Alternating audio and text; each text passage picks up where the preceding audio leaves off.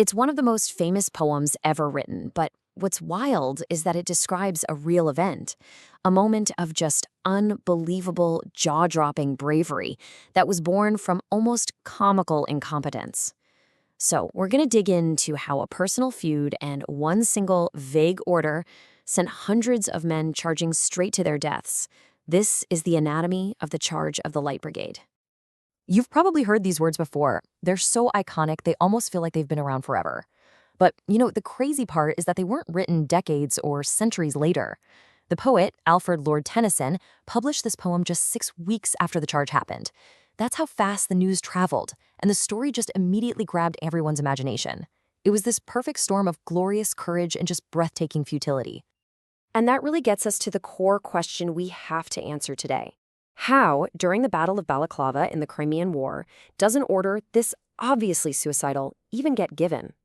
How does a mix of bad blood between commanders and terrible communication send hundreds of men into what Tennyson so perfectly called the Valley of Death? So, how does an order become suicidal? Well, it all starts with using the wrong tool for the job. And in this case, the British Army was about to use a precision instrument like it was a sledgehammer. Okay, so to really get this, you have to understand that the British cavalry had two very different arms. First, you had the Heavy Brigade. These were the sledgehammers, big guys on big horses, designed to just smash through enemy lines in a head-on charge. But then you had the Light Brigade, the guys we're talking about today. They were the scalpels. They were fast, they were agile, built for scouting, for skirmishing, for chasing down an already retreating enemy. Sending them on a frontal charge against cannons that are dug in and waiting for them, it's like asking a brain surgeon to demolish a building with his scalpel. It was a complete and utter misuse of the force. A tactical error is one thing. That happens in war. But this disaster wasn't just about tactics. Oh no, this was personal.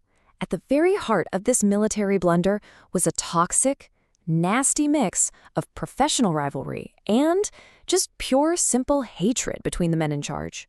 So here's the chain of command. You've got Lord Raglan at the very top. He's the commander-in-chief.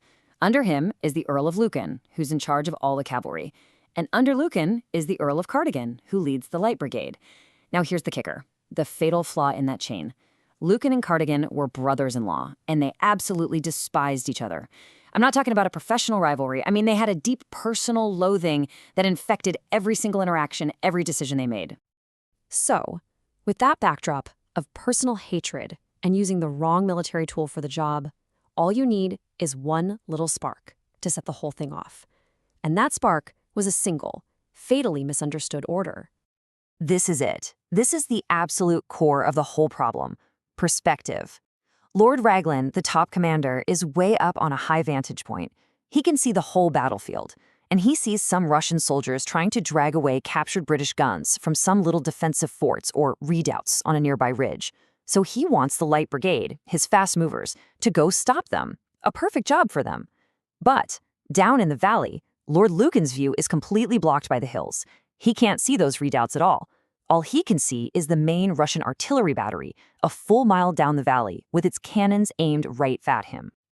So Raglan sends this written order. Listen to this.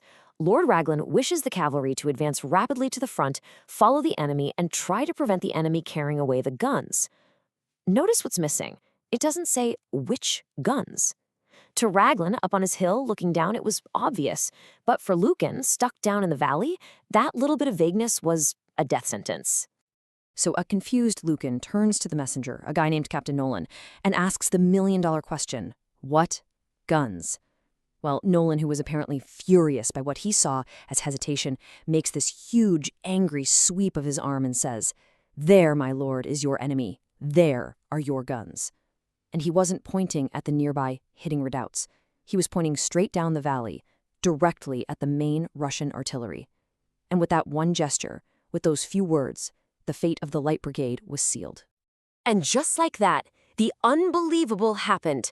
Lucan gave the order to Cardigan, his hated brother-in-law, who, even though he knew it was basically suicide, prepared to lead his men. The duty of a soldier was to obey. Think about that. Approximately 670 troopers of the Light Brigade began that ride. They straightened their uniforms, they drew their sabers, and they pointed their horses towards the smoke and the fire a mile away at the far end of the valley. And then they're off. But almost right away, something truly bizarre happens. Captain Nolan, the messenger who delivered the fatal order, gallops out in front of the actual commander, Lord Cardigan. Most historians believe he suddenly realized the horrible mistake and was desperately trying to redirect the charge towards the correct target. But he never got the chance. He was struck and killed by one of the very first Russian shells. The one man who could have stopped the disaster was gone. And so the brigade had no choice but to ride on into this horrifying gauntlet, a crossfire from cannons on the hills to their left, their right, and of course, waiting for them at the very end. You know, you can read about it in history books, but then you hear an account from someone who was actually there. This one from a Captain Godfrey Morgan. It just captures the sheer chaos and horror of those first moments. The man who delivered the order became its very first victim. It was a terrible, terrible omen for what was to come.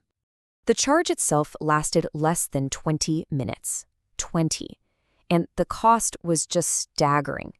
These are the numbers that came back from a war correspondent who was there. I mean, look at the 11th Hussars and the 17th Lancers. They lost over 3/4 of their men.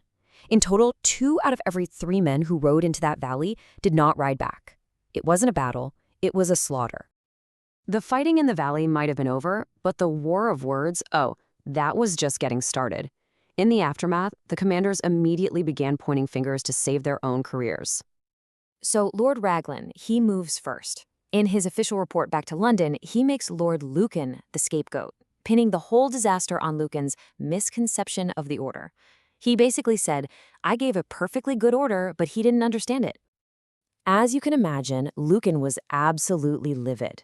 He was recalled in disgrace, but spent the rest of his life furiously defending his name, arguing in the press, in the House of Lords, that he was given a hopelessly vague order, which was then clarified, fatally, by the now-dead Captain Nolan. And what about Cardigan, the man who actually led the charge? His story is just, well, it's surreal. He charged bravely, right at the front, reached the Russian guns, then turned around and rode back. Believing he had done his duty, he simply left the battlefield, went to his private yacht that was waiting in the harbor, and had a champagne dinner while the survivors of his brigade were still struggling back. In a bizarre twist of fate, he returned to England a national hero. You know, maybe the best, most honest summary of the entire event came from a French ally, Marshal Pierre Bosquet, who was watching the whole thing from the heights. His words just perfectly capture the insane contradiction of it all. An act of magnificent, breathtaking bravery that was, at its very core, an act of utter madness. So in the end, the charge of the Light Brigade became a legend for 2 completely opposing reasons.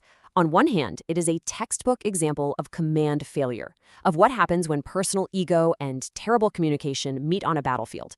But on the other hand, it's an enduring testament to the incredible discipline and valor of the soldiers who followed that fatal order into the jaws of death. Which leaves us with a really difficult question, one that soldiers still wrestle with today. In the face of an order you know is wrong, when does unflinching obedience stop being a virtue?